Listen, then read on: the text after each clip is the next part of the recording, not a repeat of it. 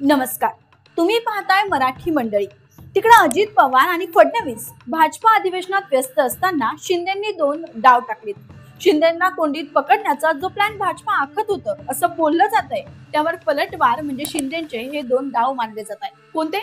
चला तर बघूया। नुकताच पार पडलेल्या राज्यातील विधानसभा निवडणुकीत महायुतीला मोठे यश मिळाले आणि त्यानंतर सत्ता स्थापन होईपर्यंत अनेक घडामोडी घडल्या।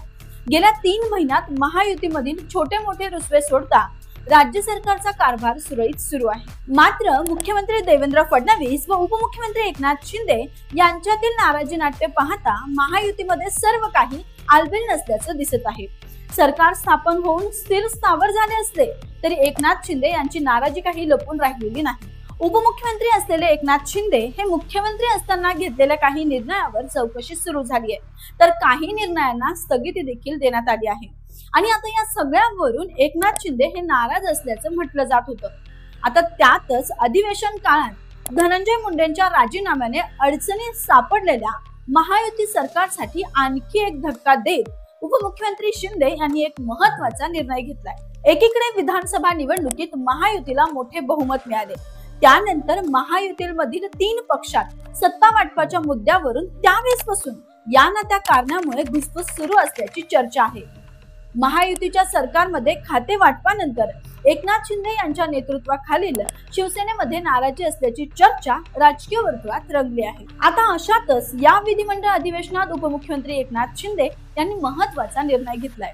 एकनाथ शिंदे यांनी आपल्याकडील तिन्ही खात्या संदर्भातील विचारण्यात येणाऱ्या प्रश्नांची जबाबदारी शिवसेनेच्या इतर मंत्र्यांकडे दिली आहे। त्यामुळे आता या चर्चेला उधाण आलंय। सोबतच त्यांनी राष्ट्रवादी भाजप विरोधात 11 नेत्यांची टीम देखील तयार केली। एकनाथ शिंदे यांना कोंडीत पकडण्याचा प्रयत्न भाजपकडून केला जात आहे असा आरोप विरोधकांनी केला होता।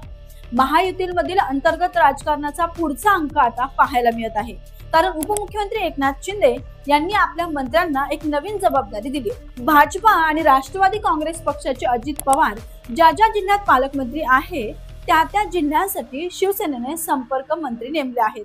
महायुती किंवा आघाडीच्या सरकारमध्ये पालकमंत्री नसलेल्या जिल्ह्यात संपर्क मंत्री नेमण्याची पद्धत जुनीच असली तरी एकनाथ शिंदेंनी हा निर्णय घेण्यासाठी जे टायमिंग साधले त्याची चर्चा आता होताना दिसत आहे। त्यामुळेच आता आपल्याकडील खात्याची जबाबदारी इतर नेत्यांवर देणे आणि संपर्क मंत्र्यांची नेमणूक करणे या गोष्टी स्पष्ट करतात की शिंदे काहीतरी प्लॅनिंग करत आहेत। त्यामुळे आपल्याकडील खात्याची जबाबदारी इतर नेत्यांना देणे आणि संपर्क मंत्र्यांची नेमणूक करणे या गोष्टी स्पष्ट करतायत की शिंदे काहीतरी प्लॅनिंग करत आहे आणि त्यांची जी कोंडी करण्याचा प्रयत्न महायुती सरकारमध्ये केला जातोय त्याला हाणून पाडण्यासाठी शिंदे तयारी करत आहे।